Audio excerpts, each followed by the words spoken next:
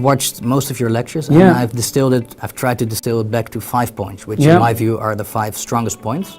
I will list them now in summary, and then we'll unpack them more. Yeah, well, you nailed one of them right away. It's like, I mean, I have my conscious goal since learning what I've learned, which I would say occurred back in the mid to late 80s, you know, when I learned the basic principles that I've been elaborating upon over the last 30 years or so.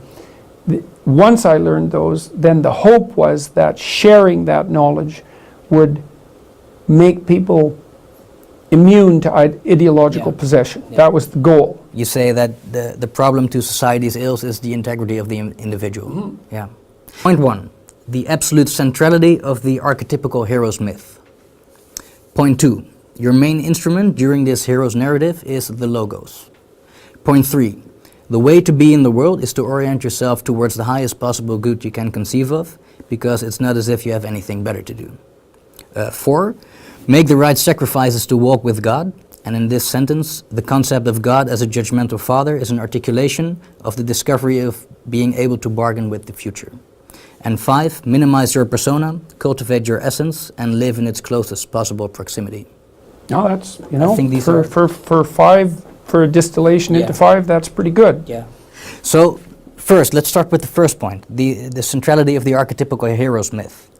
What is the archetypical hero's myth? What makes it archetypical? And what is a hero? Could you elaborate on this? Imagine that you have a problem, and then imagine that you want a solution. And imagine that there's a particular solution to that particular problem. But then imagine that you have what you might describe as a bigger problem, and that's not the problem. It's the fact that you have problems, because that's the real problem. The real problem is the fact that you have problems. And then you might say, well, you don't want a solution to a problem. You want a solution to the fact that you have problems. And so it's a leap of abstraction, right? So then you might say, well, is there a way of conceptualizing the set of all problems that's universal? And I think there is. I mean, that's what religious stories try to do. And they do it using dramatic means, because the problem is so complex, so that's the meta problem. It's so complex that we don't really know how to formulate it. But that's what we're struggling towards. So it's like, well, what's the problem of life? Something like that. Well, you could say that the problem of life, and I outlined this quite carefully in 12 Rules for Life. The problem of life is this.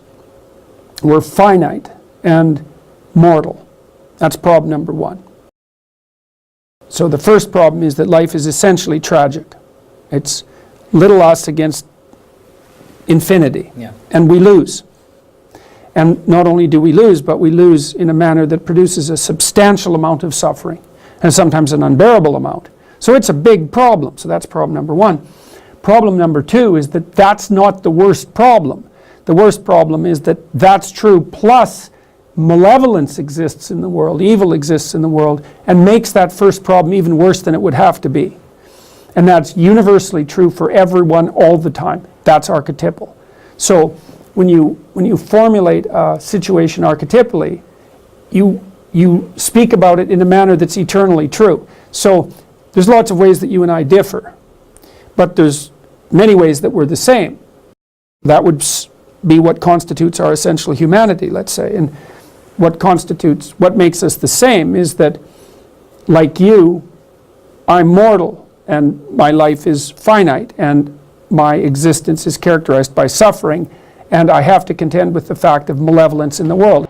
It's the terribly destructive character of the natural world, it's the tyrannical element of the social world, and it's the adversarial element of myself and every other individual. That's the malevolent element. And so we're stuck with that. Okay, fine.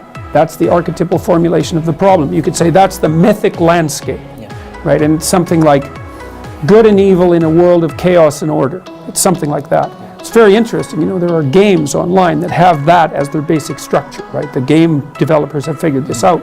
So that's pretty interesting. Okay, so then the question is, well, how do you comport yourself in a landscape of chaos and order, and when the game is good versus evil? Well, then that's where the idea of the archetypal hero emerges. And the archetypal hero is the person whose eyes are open and whose speech is true and who faces both the chaos of the unknown and the tyranny of the known and balances them. That's the antidote to the problem. That's the meta solution to the meta problem. It's a very complex problem. There isn't a solution. But the solution to a very complex problem is you should be a better person than you are, because then you'd be better at solving complex problems. And lots of them are coming your way. So bloody well get your act together. You're not who you could be. You know, get your bloody act together. You're whining away in the corner and you're no good to yourself and anyone else. You know, it's harsh. But then there's another element to that, which is there's way more to you than you think you are, and that you have something necessary and vital to contribute to the world. And if you don't contribute it, that things will happen that aren't good, and that's terrible for you and everyone else. So it's not only that you need to do this because it's your responsibility, but you need to understand that there isn't anything better that you could do for yourself or for anyone else. Yeah. And people are dying to hear that message. Yeah. I think what's happening essentially is that the hero's myth resonates so strongly with young men. It's a basic narrative. You descend into the underworld. You go where you least want to look. Yeah. Because you rescue your father. Yeah, yeah. Because in filth it will be found. Yeah, right, exactly. And that which you most need is to be found where you least want to look. Yeah, it's a King Arthur theme. Mm-hmm. That's right. That's right. It's the whole theme of the Holy Grail. That's exactly right. Well, so there's a little story that goes along with that. So King Arthur and his knights are all sitting around a round table, which implies that they're of equal stature, essentially. And they go off to look for the Holy Grail, which is the container of that which redeems. It's something like that.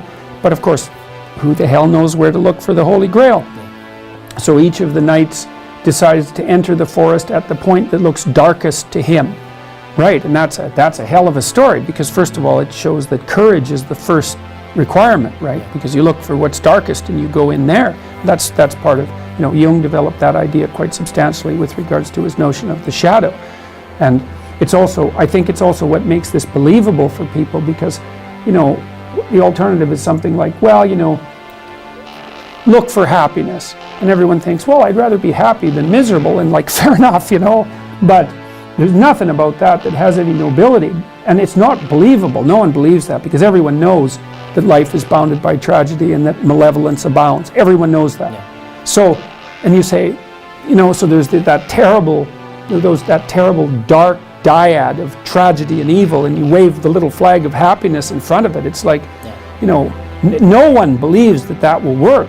But then when you tell people, look, you're dark, you're a monster, you really are, but that's actually useful, because you cannot survive the world without being a monster. People think, well, that's interesting. I kind of suspected that I was a monster, and everyone's always said that was bad. It is bad, obviously, but there's something that can be done about it, and there's something that can be transmuted into something good without being inhibited. So you're saying, to be good, I don't have to be a neutered tomcat. To be good, I can be a monster, but I can be like a civilized monster. It's like, yeah, that's what you should aim at. You should be unbelievably dangerous. The more dangerous you are, the better. And then you should control that. Nietzsche pointed out that most of what passes for morality is just obedient cowardice. Yeah. So I'm an obedient coward. Well, no one wants to think that. So they say, well, no, I'm not an obedient coward. I'm a good person because I don't break any rules. It's like, no, you're not. You're an obedient coward, and you're too afraid to break the rules. That doesn't make you good. It also accounts for why the dark hero, the anti-hero, is so popular in cinematic representations in particular, because people go and watch the mafia hitmen and guys like that, and they, there's a dark part of them that thinks, wow, those guys are really cool. Like movies like Quentin Tarantino's movies, where the hitmen are wisecracking and they're tough and they can handle everything, and you think, well, these guys are psychopathic criminals. Why are people looking up to them? It's because, well, you're not moral if you're just harmless. And the question is, well, what's the antidote to being harmless? And the antidote to that is to open up that doorway into the shadow. And then you could become that, right? There's that gleeful, predatory victory that's part of that. I won. Yeah. Look the fuck out. Right. But no, that's not right, because it's not good enough. It's better than losing by a lot. Yeah. Because there's nothing in a loss that's admirable, but it's not the highest form of victory. And there's no reason not to go for the highest form of victory. And that's peace. Yeah. Right? It's not predatory victory, it's peace. Because anyone with any sense, who has any wisdom, regards peace as the goal. And that isn't the peace that means that I'm so afraid of you that I'm not going to say anything. It's the peace that is that, like, it's the peace of armed opponents who respect one another. Right? That's real peace. Do you think that basically all people need to complete this narrative at some stage in their lives? Do all people It is their lives. Like if you don't act this out, let's say, you're not living, you're fragmented. You're a puppet. You're a puppet of other motivational forces. Like this is what happens when you unite the motivational forces that guide you. Unite your own nature with your own culture and rise up above it. That's what happens is you end up acting this out in one way or another. And you might as well know it.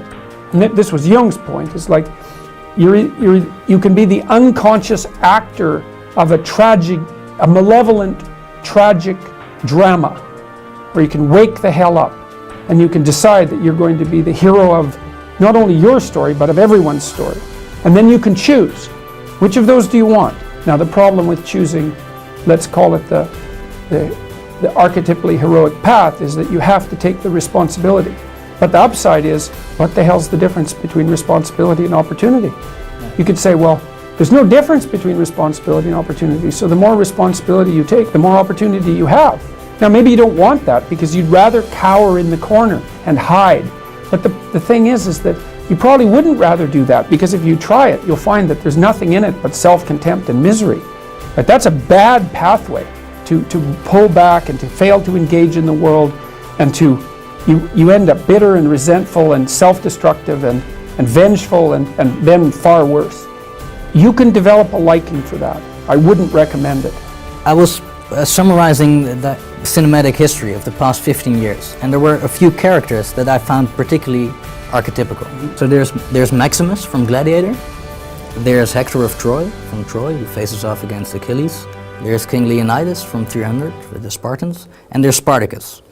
And what stood out to me was these are all deeply archetypical figures, and they have a few core properties in common. One is they talk very little, and if they talk very decisive. Two is they never or seldom raise their voice. Only if they raise their voice, it's so the troops can hear them. And three, I think that within these archetypes might reside the case, maybe the ultimate case for male monogamy. Because these archetypes that resonate so strongly with men, what they all have in common is that they're fiercely loyal to one woman alone. Right. Well, that's part of them. That's part of the incorporation of the shadow.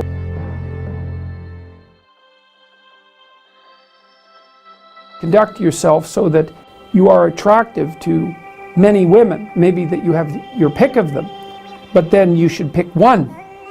And that's a sacrifice. Obviously, that's a sacrifice of a sort. Imagine that you sleep casually with 100 women in a 6-month period, or a 3-month period for that matter, or a 3-week period. I don't care. Pick your time frame. Ecstatic with yourself because you've been validated by this opportunity. And I'm not making light of that. It's not nothing to be attracted to women like that. It's really something to be attracted to women like that. But it isn't obvious to me that your choice to conduct yourself in that manner enriches your life and the life of other people more in any way than picking one person and actually having a relationship with them. It's only true that that promiscuous pathway, let's say, is better if you can actually divorce sexuality from all the other elements of life. You say, well, it's about variety and it's about impulsive pleasure. Or maybe it could be even slightly deeper than merely impulsive pleasure. It could be shared impulsive pleasure. But I don't think you can do that, because sexuality isn't divorceable from family and from morality and from all the other elements of your life. And if you're mature, you know that. And so you make a decision. You make a decision not to capitalize on your opportunity, not to misuse your opportunities. A huge part of the Me Too phenomena, a huge part of this battle that's being played out in Our culture is a consequence of the failure of men to recognize that. Now, it's not only the failure of men, let me be absolutely clear about that. The women who are lining up, parading themselves and offering themselves are deeply complicit in this pathological game. It's pretty clear anthropologically as well that, sexual choice tends towards a Pareto distribution, especially for men. So most men have very little selection at their disposal. And a small number of men have excess opportunities. The question is, what should that small number of men do? And you might say, capitalize on it and to hell with the consequences. It's a powerful argument, but I do believe it's wrong. It destabilizes the society. And I also don't think it does your soul any good, because the problem with treating other people as casual sexual partners, let's say, is that you also treat yourself that way simultaneously. And I don't think that that does you any good, unless that's what you want to be. If you want to be a casual partner, I wouldn't say that's a particularly noble ambition. You should be able to do better than that.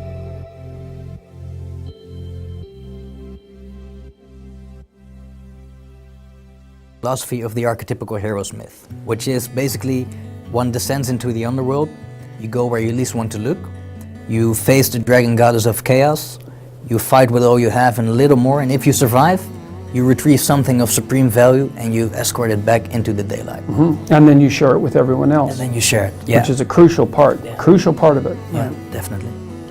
So, the second point, the logos is your premier instrument. You describe the logos as the capacity to articulate undifferentiated chaos into the habitable order that is good. One of the things I came to understand when I was reanalyzing the earliest chapter in Genesis is that there's this idea in Genesis that the creative force, God, uses this process, employs this process, the logos, to extract habitable order from chaotic potential. He speaks the world into being. Right, but he uses the logos specifically to do it. Then the logos is truthful speech. Yeah. And so there's an idea there, which is that it's a deep idea. It's the deepest idea of the West, I would say. And it's the deepest religious idea. There's a way to bring order into being that makes the order good, and that's to bring it into being by spoken truths. You can extract new being out of potential by lying. But that's then, not good. No, it's hellish. Yeah. Tyrannical order, generally speaking. Well, and we know that to be the case. Yeah. It's not like this is some metaphysical speculation. If you read Solzhenitsyn, for example, or Viktor Frankl, people like that, who've deeply meditated on the relationship between malevolence and tyranny, I mean, they just lay it out clearly. Yeah. In a true tyranny, everyone lies about everything all the time. Yeah. And that's why it's hell. And that's exactly right. You said that in the Soviet Union, in Eastern Germany, 1 in 3 people was a government informer. Informer, yeah, that's right. That's insane. It's the very definition of social pathology. Yeah. Because, well, if you can't say what you think, then you don't know who you are. You can't live. Yeah. You have to live as a crippled person, a self-crippling person. It's like you're taking a sledgehammer to your shins. It's you and everyone else, and it's brutal and murderous. One of the things that's so profound about the concept of the logos, because you refer to Genesis, but actually it's older, it's Babylonian, right? It's from the Enuma Elish. Well, it's older, it's even older than that, right? I mean, it's as old as humanity itself, the central process by which human beings flourish in the world. Yeah. So yeah, it's as old as higher consciousness is. The individual has sovereignty in the West. We have a rule here, a meta rule.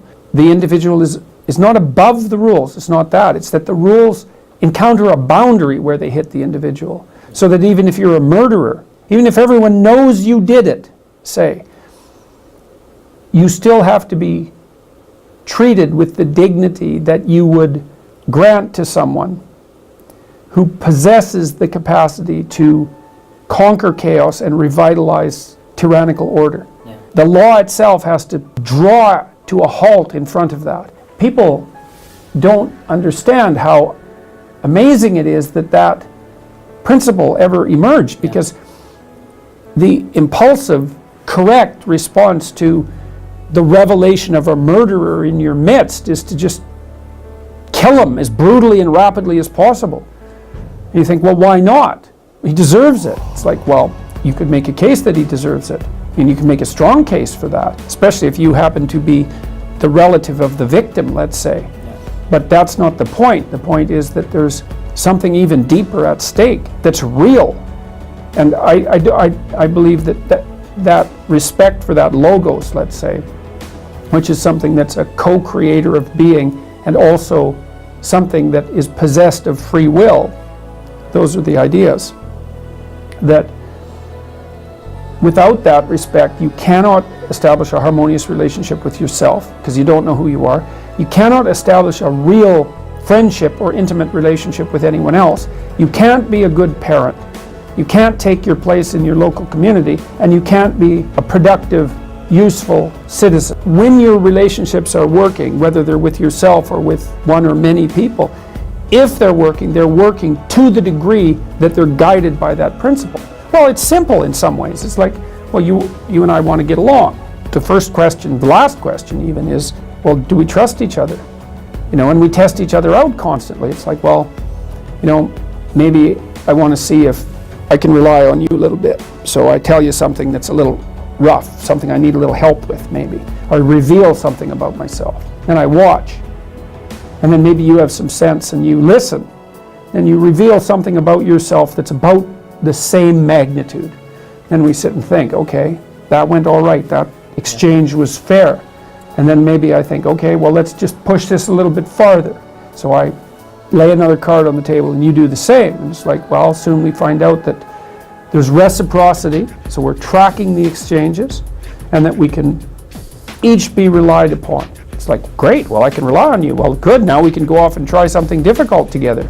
And that binds us together even more tightly. In my understanding, the logos is just the capacity to articulate chaos into order. But that's what we're doing when we're mediating in the space between us. The potential is that we just met, right? It's like, you don't know me, I don't know you, so what's going to come of this? Well, many potential things. Well, and you know, one of the things that's really struck me is that people know this, and I talk to people, I say, well, your parents are going to say to you, people who love you will say, you're not living up to your potential. And if they're serious about that, then that strikes at your heart. You think, oh my God, I'm not living up to my potential. That's like the ultimate sin. There's part of you that knows that. And you think, well, I should be like making more of myself. I should be living up to my potential. And you never stop and sit back and think, what is this potential that we're referring to? What do we mean by that potential? And what sort of reality does it have? Well, it's only potential. What sort of reality does it have? It has no reality. It's only potential. Well, it's a weird, well, maybe it's a category. Man, that's the best I can do on the spur of the moment. We all act as if potential is real and that it can be transformed by our choices. Yeah. When people say to me, hey, you're not living up to your potential, they're actually saying you're not articulating order from chaos as you could. Yes, or the corollary is that you're also not standing up to tyranny, like, you know, you're not recasting tyrannical order like you should be. It's both of those. Yeah.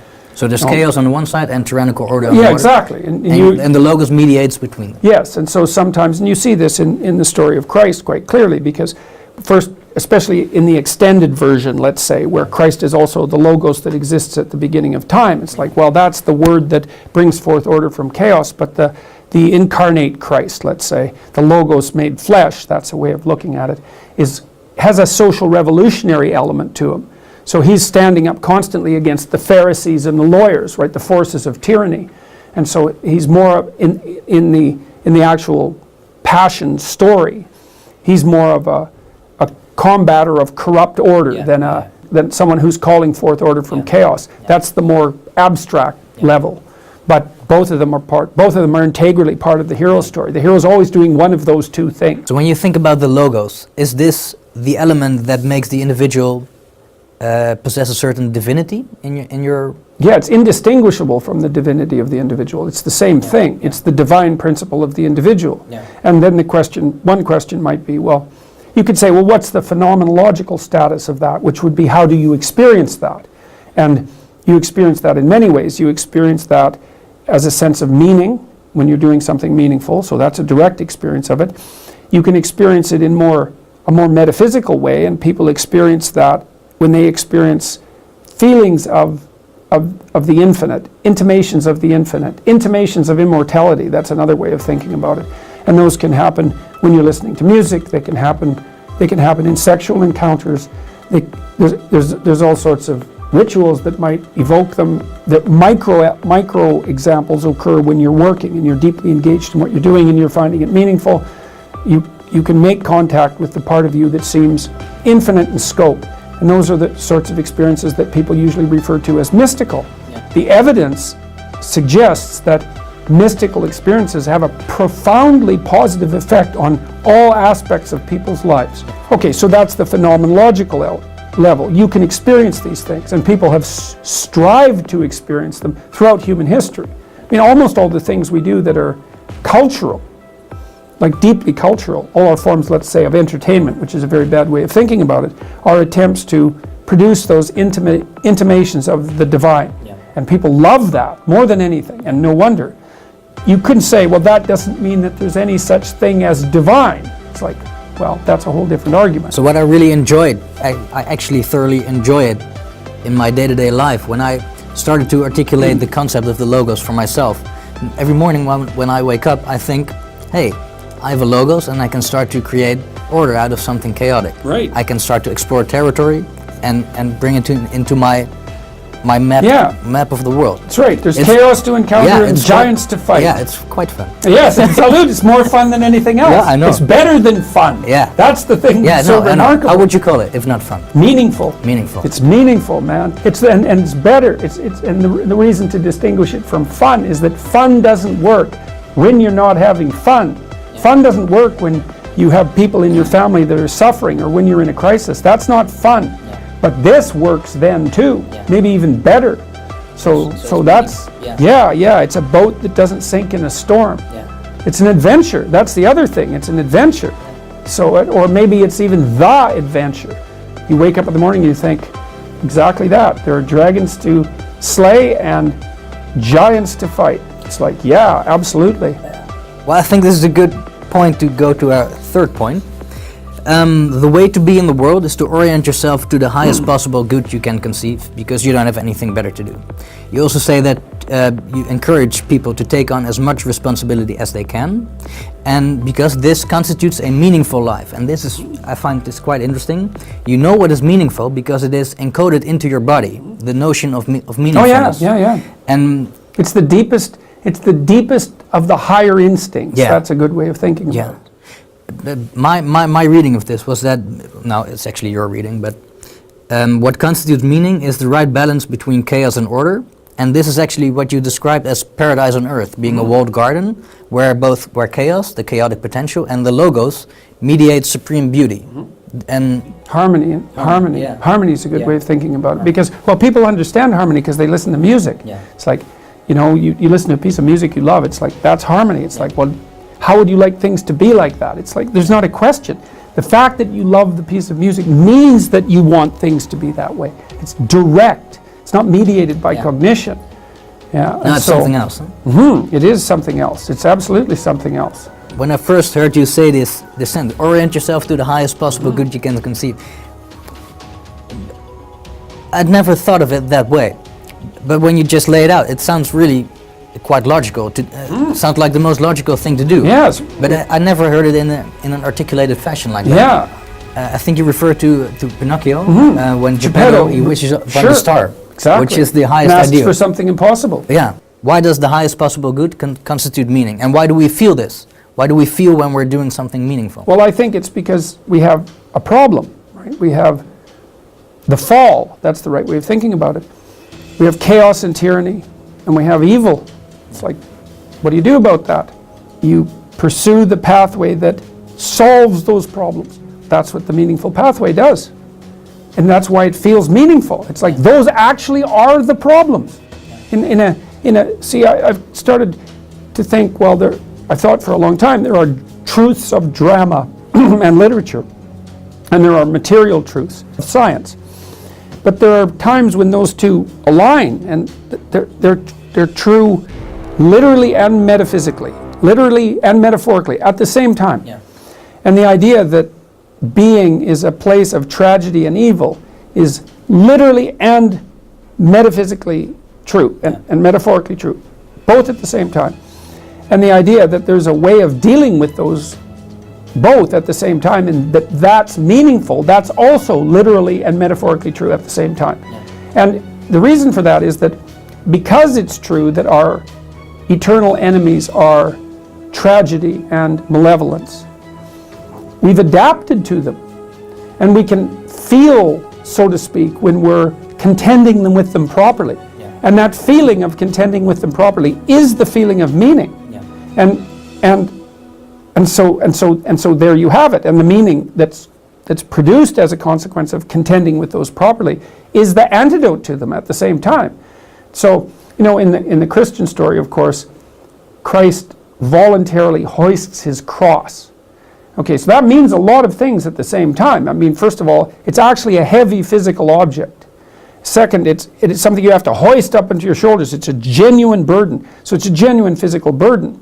But it's also a metaphysical burden, because at the same time that he hoists up his cross, he's accepting the burden of his death. And he's doing that, not only death, but suffering in death. And he's doing that voluntarily. It's like, that's the ticket, exactly that, is to do that voluntarily. It's like, yeah, there's no doubt. Life is tragic and bounded by malevolence. No doubt about it. Accept it. Accept it. Accept it. Transcend it. And then you transmute it. That's what I've never recovered from that realization 30 years ago.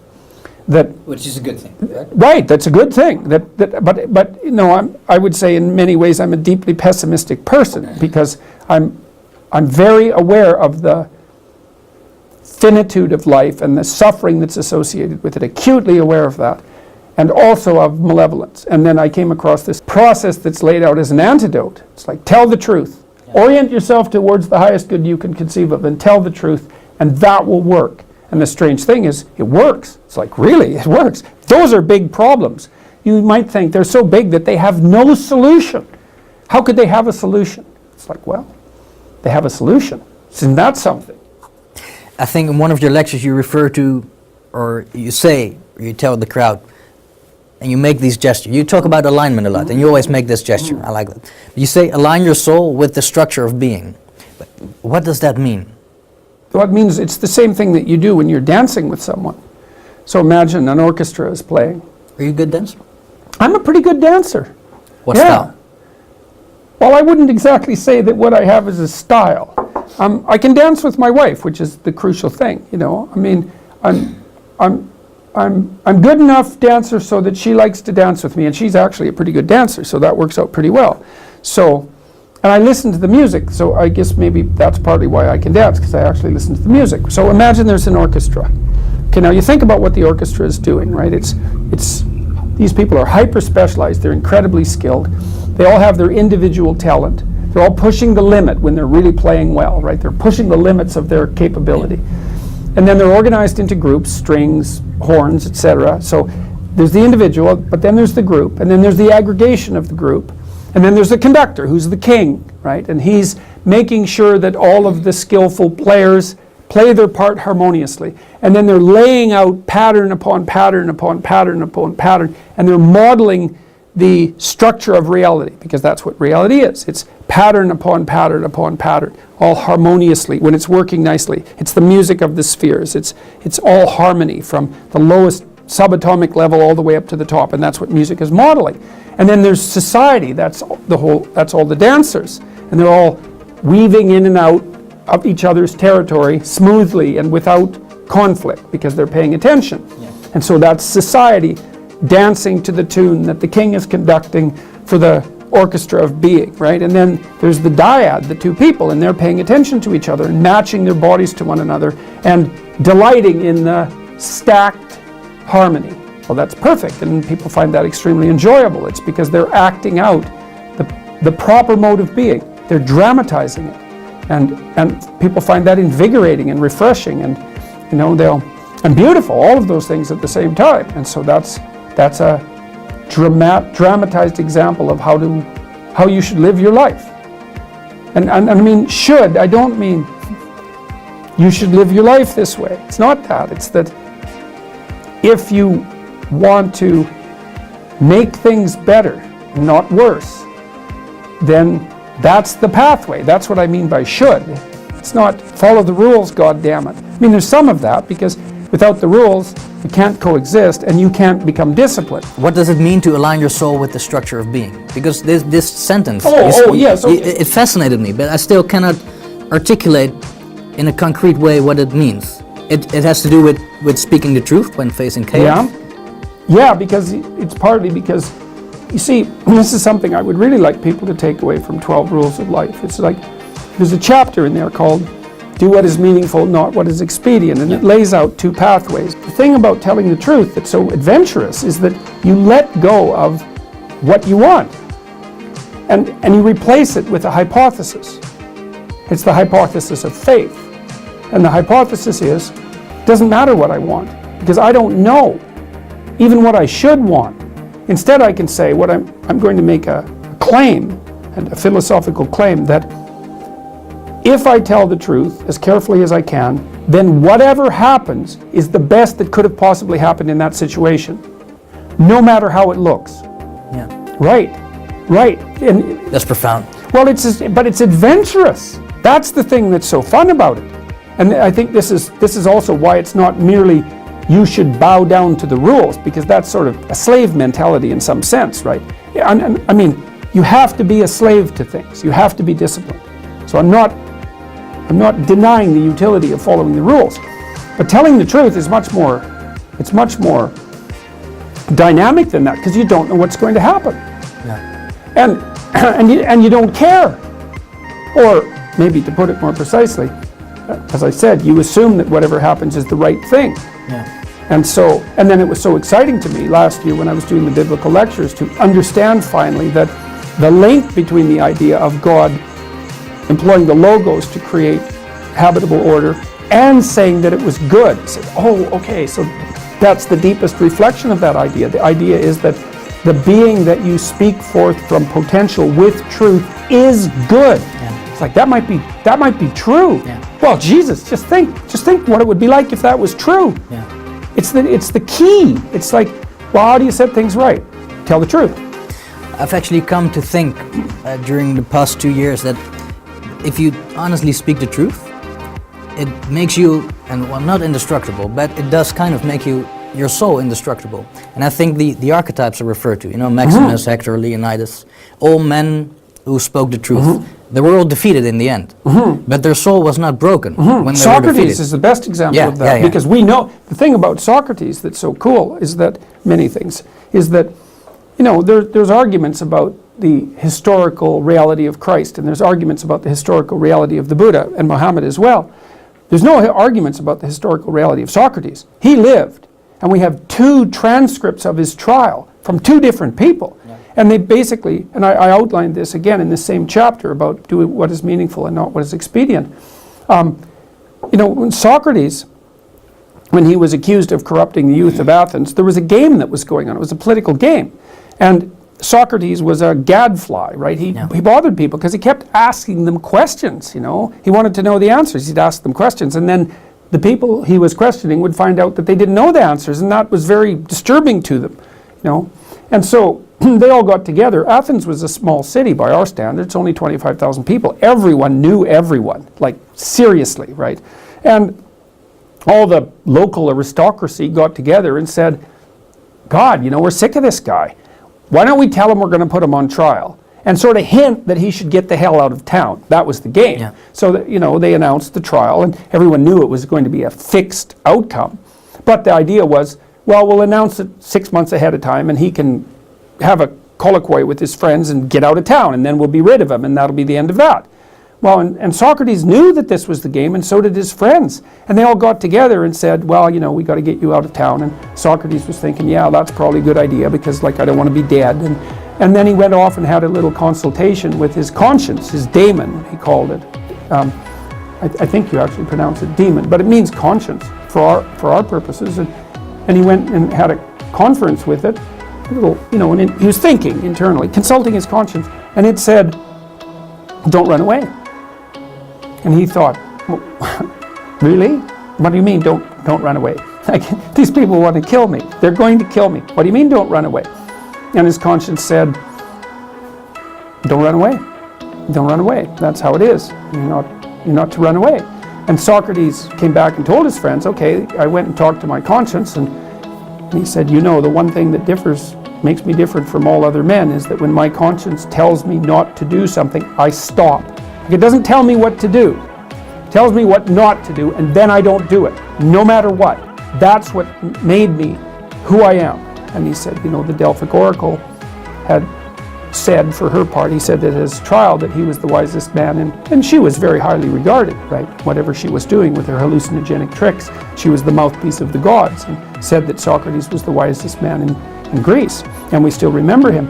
He didn't run, and then he thought, okay, well, if my conscience is correct, let's assume that for a minute. Weird as that is, because how could it be correct? But it's always been correct before. He said, well, look, and he said this at his trial, I'm old. I've been renowned for my clarity of thought. I'm going to die not so long from now. And so now I have this opportunity to put my affairs in order and to say goodbye to everyone and to live the remainder of my life with integrity and to say what I have to say. And then at his trial, he just flips the table and he goes after the people who are prosecuting him. And you see why they want him dead. It's devastating. It's devastating. And so, you know, we know the story 2,500 years later, 3,000 years later. And, well, and that's a reflection of exactly what you said, is that that part of the spirit doesn't die. Yeah. Now, what does that mean? I think it means that it dies when you corrupt yourself. Well, that's what Solzhenitsyn said in the Gulag Archipelago. You know, he said there's something worse than death. That's a good thing to know. Yeah. And that's the death of your soul. And that's whether the soul is immortal or not. It's a psychological idea. It's like there are conditions under which it would be better not to live. Well, that's the cry for freedom, I would say. You know? So, because life without truth is hell. Yeah. That's the right way of looking at it. Yeah. Strong stuff. That's for sure. Well, you need strong stuff. Yeah, I know. Life is hard. I know. And because life is hard, we're going to the fourth point. It's from your biblical series. I think this is from Noah, the flood myth. Make the right sacrifices to walk with God. Yeah. And within this conception, the concept of God is a judgmental father, which is an articulation of our discovery of being able to bargain with the future. Yeah, right. What does it mean to make the right sacrifices when bargaining with the future? It means that as you, let's say you conceptualize what you're pursuing as good, and you asked a bit about putting things in alignment, and I would say, okay, well, here's a technical description of what's good.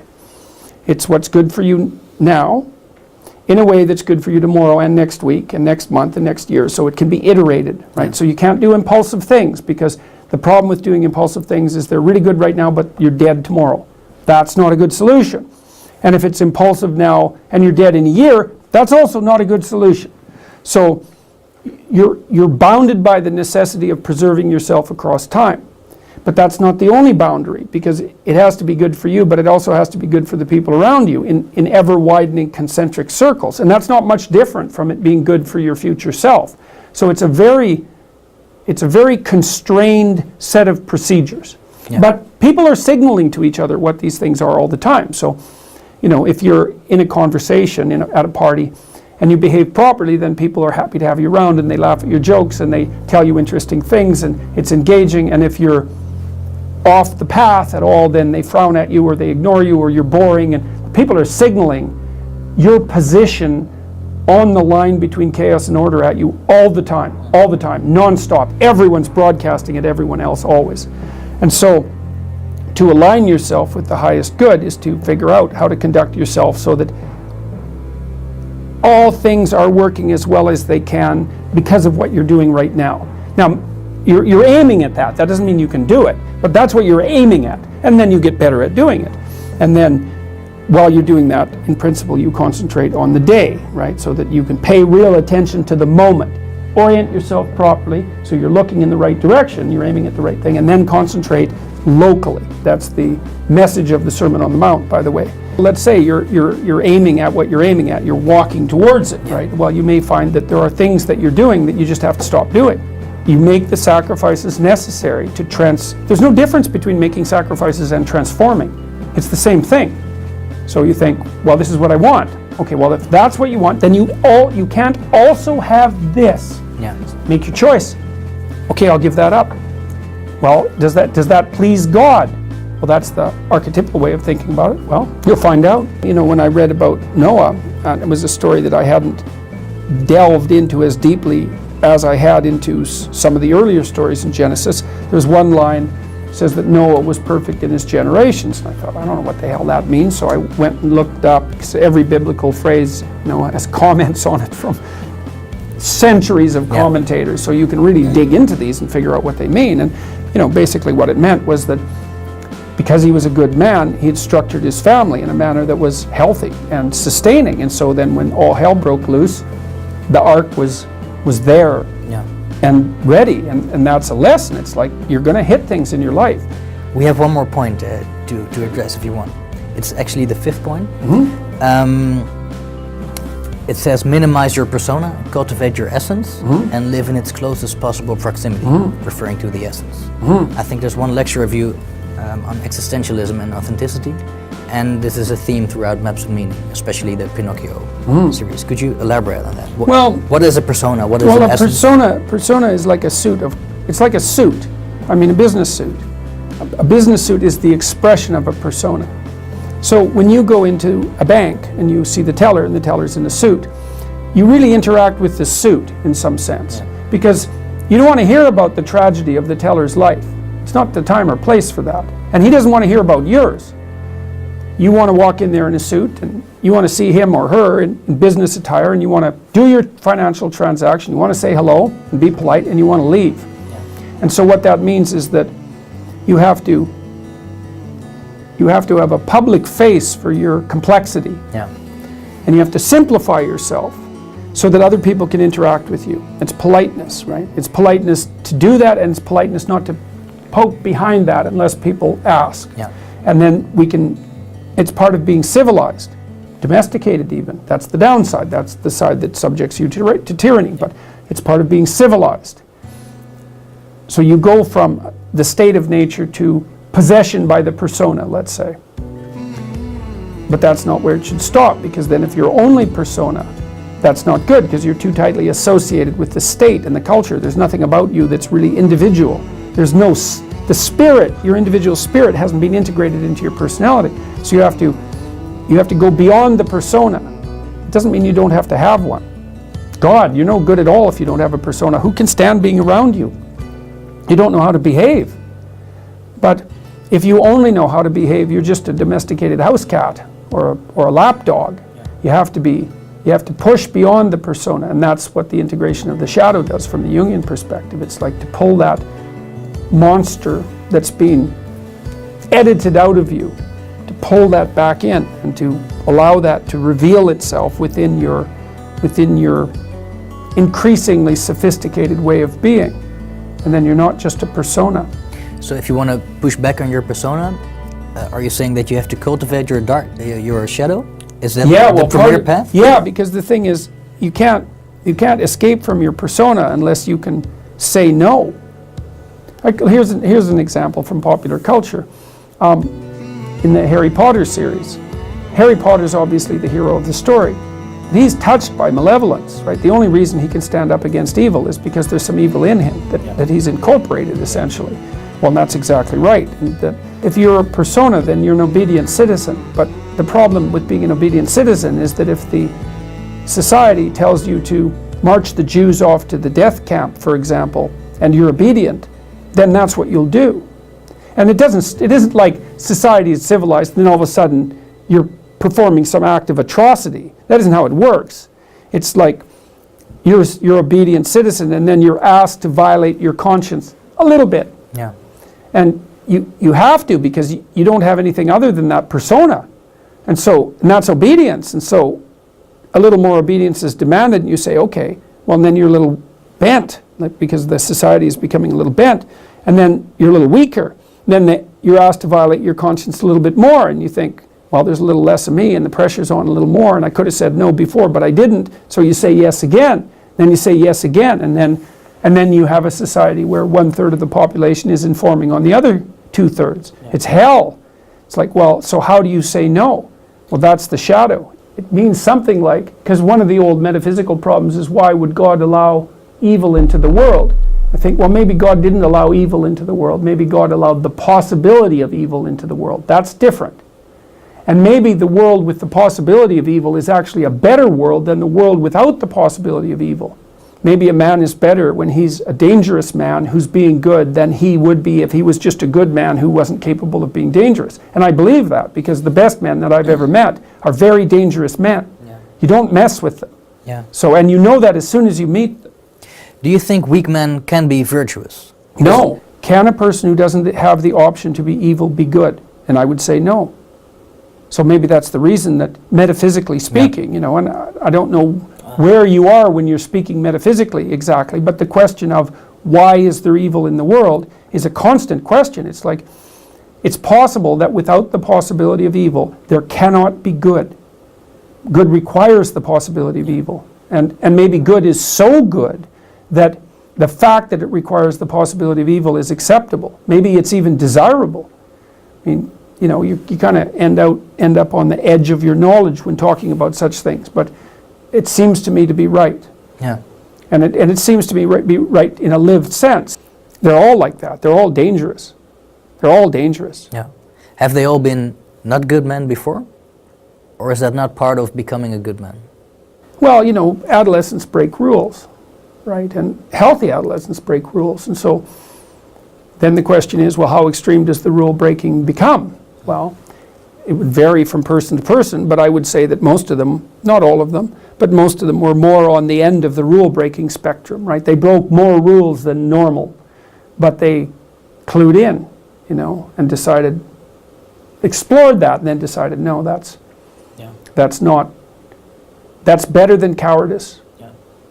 It's better than weakness, but it's not as good as what's good. Yeah. I'm encouraging people, you know, to put courage into them. By becoming courageous, you increase your potential for being virtuous. Mm-hmm. That's basically... Mm-hmm. Mm-hmm. Well, and I one of the most amazing things that I discovered this year, or stumbled upon, was I was puzzling over a line in the New Testament, which I've always been curious about because it never sat right with me.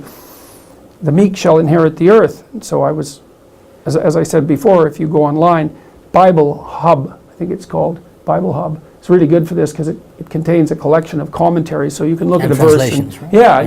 You can look at a verse and other translations, multiple translations, and multiple commentators. So each verse is taken apart by many, many people. And I found out that the word meek either doesn't mean now what it meant when people first translated the text, or it was a mistranslation, either way. But because meek sounds like powerless and harmless, it's something like that, right? But what meek actually means, it's the derivation of a word, it's the translation of a word that meant something more like those who have swords and know how to use them but keep them sheathed. I thought, oh yes, that's exactly it. Those who have swords and know how to use them but choose to keep them sheathed will inherit the world. It's like, yes, exactly right, exactly right. Much different than the idea of quite different, quite different. I think this is a good point and a good note to close this off. I agree. Thank you very much. My pleasure. Nice talking with you.